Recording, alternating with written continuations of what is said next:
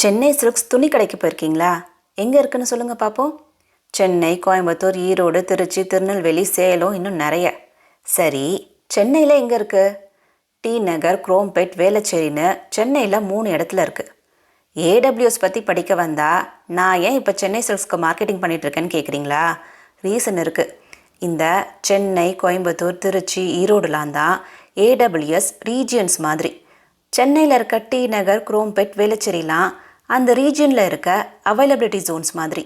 Tata group எப்படி Tata சால்ட்லேருந்து motors, steel, IT கம்பெனின்னு இப்போது ஏர்லைன் வரைக்கும் அவ்வளோ கம்பெனிஸ் வச்சுருக்கோ, ஏடபிள்யூஎஸ்லேயும் compute, storage, databases, networking, security ரிலேட்டடான எக்கச்சக்க க்ளவுட் சர்வீசஸ் இருக்குது.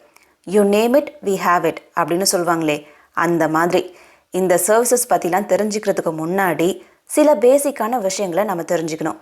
இந்த வீடியோவில் நாம் AWS region, availability zone, data centers, edge locations இதை பற்றிலாம் தான் பார்க்க போகிறோம். Hi, hello and welcome to tech with Hema. இதுதான் ஏடபிள்யூஎஸ் குளோபல் இன்ஃப்ராஸ்ட்ரக்சர் மேப்பு. இதில் பார்த்தீங்கன்னா இந்த ப்ளூ கலரில் இருக்கிறது எல்லாமே வந்து ஏடபிள்யூஎஸ் எங்கெங்கெல்லாம் ரீஜியன்ஸ் இருக்குது அப்படின்னு சொல்லியிருக்காங்க. இப்போ இந்தியாவில் பார்த்தீங்கன்னா ஹைதராபாத்தில் இருக்குது, மும்பையில் இருக்குது, அப்புறம் ஆஸ்திரேலியாவில் வந்து மெல்பர்ன், சிட்னியில் இருக்குது, அதுக்கப்புறமா யூஎஸில் நிறைய இடத்துல இருக்குது, யூரோப்பில் நிறைய இடத்துல இருக்குது. ஸோ இந்த மாதிரி இந்த ப்ளூ கலரில் இருக்கிறதெல்லாம் வந்து ஏடபிள்யூஎஸ் இப்போ லான்ச் ஆயிருக்க ரீஜியன்ஸ். அப்புறமா ரெட் கலரில் இருக்கிறதெல்லாம் வந்து இனிமேல் லான்ச் பண்ண போகிற ரீஜியன்ஸ். இப்போ பார்த்திங்கன்னா தாய்வான், தாய்லாண்டு, அதுக்கப்புறமா இங்கே நியூசிலாண்டில் ஒரு இடத்துலலாம் வந்து இனிமேல் லான்ச் பண்ண போகிறாங்க அப்படின்னு சொல்லிட்டு போட்டிருக்காங்க. இப்போ இதெல்லாம் ரீஜியன்ஸ். இந்த ரீஜியன்லேயே பார்த்தீங்கன்னா இப்போ ஹைதராபாத்தில் வந்து 3 அவைலபிலிட்டி ஜோன் இருக்குதுன்னு சொல்லிட்டு போட்டிருக்காங்க. அதே மாதிரி மும்பையில் வந்து 3 அவைலபிலிட்டி ஜோன் இருக்குது. ஸோ இந்த மாதிரி அவைலபிலிட்டி ஜோன்லாம் சேர்ந்தது தான் வந்து இந்த ரீஜியன். இப்போது சென்னை சில்க்ஸ், டி நகர், குரோம்பேட், வேளச்சேரி பிரான்ச்சஸ்லாம் சேர்ந்தது சென்னை ரீஜன் அந்த மாதிரி. இப்போ இங்கே பார்த்தீங்கன்னா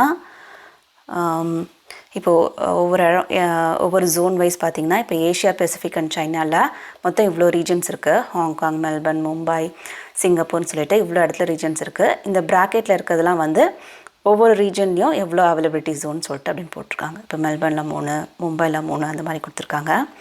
இதே மாதிரி சவுத் அமெரிக்காவில் 1, நார்த் அமெரிக்காவில் இதெல்லாம் வந்து இருக்குது. அதே மாதிரி யூரோப், ஆஃப்ரிக்காவில் வந்து இவ்வளோ ரீஜியன்ஸ், இவ்வளோ அவைலபிலிட்டி ஜோன்ஸ் வந்து ஏடபிள்யூஎஸ் வந்து வச்சுருக்காங்க. அவைலபிலிட்டி ஜோனுங்கிறது என்னென்னா 1 or more டேட்டா சென்டர்ஸ்லாம் சேர்ந்தது தான் ஒரு அவைலபிலிட்டி ஜோன். இப்போது டேட்டா சென்டரில் தான் thousands of servers, storage devices, networking equipment இது எல்லாமே இருக்கும். So 1 or more data centers சேர்ந்தது தான் ஒரு availability zone. 1 or more availability zone சேர்ந்தது தான் ஒரு ரீஜியன். அவைலபிலிட்டி ஜோன்ஸை ஷார்ட்டாக ஏசின்னு சொல்லலாம். எதுக்கு மல்டிபிள் ஏசிஸ் வேணும் அப்படின்னா, இப்போ நீங்கள் இன்றைக்கி டி நகர் சென்னை சில்க்ஸ் போகணும்னு நினச்சிங்க, ஆனால் அங்கே ஏதோ பவர் அவுட்டேஜ் ப்ராப்ளம்னால கடையை க்ளோஸ் பண்ணிட்டாங்கன்னு வச்சுக்கோங்க.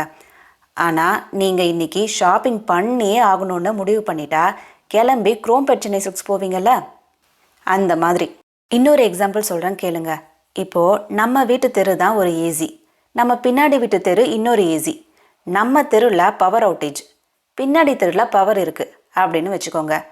என்ன தான் நமக்கு பின்னாடி தெருவில் மட்டும் பவர் இருக்கிறது பிடிக்கலனாலும் ஆத்திர அவசரத்துக்கு உதவுவாங்கள்ல. எங்கள் வீட்டில் ஒன்று வெங்காய சட்னி தான் வேணும்னு உட்காந்துட்ருக்கு அப்படிங்கிற மாதிரி பின்னாடி வீட்டு ஆண்டிக்கிட்ட சொல்லி சட்னி அரைச்சிக்கலாம், முக்கியமான சீரியல் கூட பார்த்துக்கலாம். அந்த மாதிரி இப்போ ஒரு ஏசி பவர் அவுட்டேஜ்னாலேயோ, ஃப்ளட்டுனாலேயோ, இல்லை இந்த மாதிரி ஏதாச்சும் ரீசன்ஸ்னாலேயோ அவைலபிளாக இல்லைன்னா இன்னொரு ஏசியில் இருந்து உங்கள் அப்ளிகேஷனை டவுன் டைம் இல்லாமல் ரன் பண்ண முடியும், ஒர்க்லோட ஹேண்டில் பண்ண முடியும். அதுக்கு தான் எல்லா ஏசியும் சேம் ரீஜனில் இருந்தாலும் ஃபிசிக்கலாக கொஞ்சம் டிஸ்டன்ஸில் தான் இருக்கும், நம்ம சென்னை சில்க்ஸ் பிரான்ச்சஸ் மாதிரி. ஸோ தட் ஒரு ஏசி அஃபெக்ட் ஆனாலும் மற்ற ஏசி அஃபெக்ட் ஆகாமல் இருக்கிறதுக்கு. இதுதான் high availability and fault tolerance. அப்புறமா டிசாஸ்டர் ரெக்கவரி. உங்கள் டேட்டாவை மல்டிபிள் ஏசியில் ரெப்ளிகேட் பண்ணுறது, அதாவது பேக்கப் பண்ணுறது மூலமாக ஏதாச்சும் டேட்டா ஒரு ஏசியில் லாஸ்ட் ஆனாலும் இன்னொரு ஏசிலேருந்து ஈஸியாக ரெக்கவர் பண்ணிக்கலாம். அடுத்ததாக லோ லேட்டன்சி.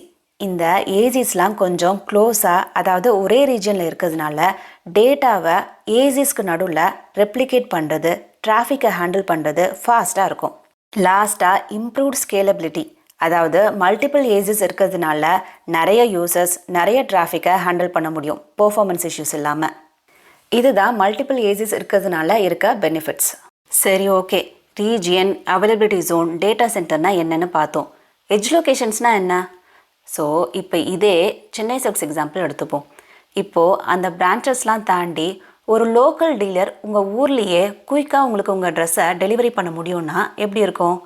அந்த மாதிரி தான் எட்ஜ் லொக்கேஷன்ஸ். எட்ஜ் லொக்கேஷன்ஸுங்கிறது ஏசி மாதிரி பெரிய அளவுக்கு இல்லாமல் ஏடபிள்யூஎஸ் சின்ன சின்ன டேட்டா சென்டர்ஸ் அங்கங்கே வச்சுருப்பாங்க. அது டேட்டாவை கேஷ் பண்ணி வச்சுட்டு, அதாவது டேட்டாவை லோக்கலாக ஸ்டோர் பண்ணி வச்சுக்கிட்டு அப்பப்போ ஒரிஜினல் ரீஜனோட சிங்க் பண்ணிக்கும். இப்போது இந்த ரீஜன்ஸ் மட்டும் இல்லாமல் ஏடபிள்யூஎஸ் அங்கங்கே எட்ஜ் லொக்கேஷன்ஸ் வச்சுருப்பாங்க. இப்போ இங்கே பார்த்தீங்கன்னா இப்போ ஏஷியா பெசிஃபிக் அண்ட் சைனாவில் இந்த ரீஜன்ஸை தாண்டி இவ்வளோ இடத்துல எட்ஜ் லொக்கேஷன்ஸ் இருக்குது. இப்போ நீங்கள் இந்தியாவிலே பார்த்தீங்கன்னா பெங்களூரில் இருக்குது, சென்னையில் இருக்குது, அப்புறமா ஹைதராபாத்தில் இருக்குது, கொல்கட்டாவில் இருக்குது, மும்பையில் இருக்குது, நியூ டெல்லியில் இருக்குது. ஸோ இந்த மாதிரி இந்தியாவோட முக்கியமான எல்லா சிட்டிஸ்லேயுமே வந்து எட்ஜ் லொக்கேஷன்ஸ் வச்சுருக்காங்க. ஸோ அந்த நம்ம இந்தியாவில் பார்த்தீங்கன்னா மும்பை, ஹைதராபாத்தில் மட்டும்தான் வந்து ரீஜன் இருக்குது. பட் அதை தாண்டி நம்மளோட முக்கியமான சிட்டிஸ் எல்லாத்துலேயுமே வந்து எட்ஜ் லொக்கேஷன்ஸ் இருக்குது. ஸோ இதெல்லாமே வந்து சின்ன சின்ன டேட்டா சென்டர்ஸாக இருக்கும். சரி, இது எதுக்குன்னா, இப்போ நீங்கள் நெட்ஃப்ளிக்ஸில் ஒரு படம் பார்க்குறீங்கன்னு வச்சுக்கோங்க. ஒரிஜினல் சர்வர் யூஎஸ்லேயே இருந்தாலும் சென்னையில் இருக்க எட்ஜ் லொக்கேஷன் அதோட கேஷில் இருந்து உங்களுக்கு வீடியோவை ஃபாஸ்ட்டாக டெலிவரி பண்ணும். ஏசிக்கும் எட்ஜ் லொக்கேஷன்ஸ்க்கும் என்ன டிஃப்ரென்ஸ்னால், ஏசி உங்கள் ஆக்சுவல் அப்ளிகேஷனை ஹோஸ்ட் பண்ணுறதுக்கு, ரன் பண்ணுறதுக்கு யூஸ் ஆகும். ஆனால் எட்ஜ் லொக்கேஷன் டேட்டாவை கேஷ் பண்ணி கிட்ட இருக்க எட்ஜ் லொக்கேஷன்லேருந்து உங்களுக்கு கண்டென்ட் டெலிவரியை ஸ்பீடப் பண்ணும்.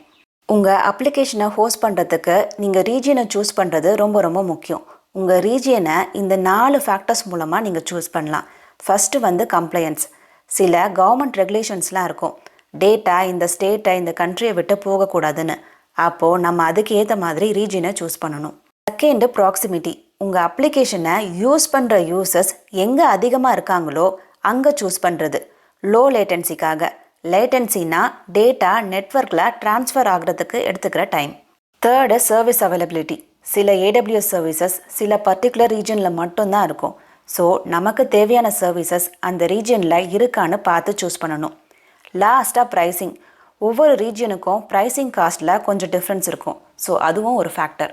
இப்போது உங்களுக்கு ஏடபிள்யூஎஸ் ரீஜன்னா என்ன, ஏசி, டேட்டா சென்டர், எட்ஜ் லொக்கேஷன்ஸ்னால் என்ன, இதோட பெனிஃபிட்ஸ்லாம் என்னென்னு ஒரு ஐடியா வந்திருக்கும்னு நினைக்கிறேன். இனிமேல் வர வீடியோவில் ஏடபிள்யூஎஸ் அக்கௌண்ட் எப்படி க்ரியேட் பண்ணுறது, அப்புறம் இண்டிவிஜுவல் ஏடபிள்யூஎஸ் சர்வீசஸ் பற்றி நம்ம டீட்டெயிலாக பார்க்கலாம். See you soon. Bye bye.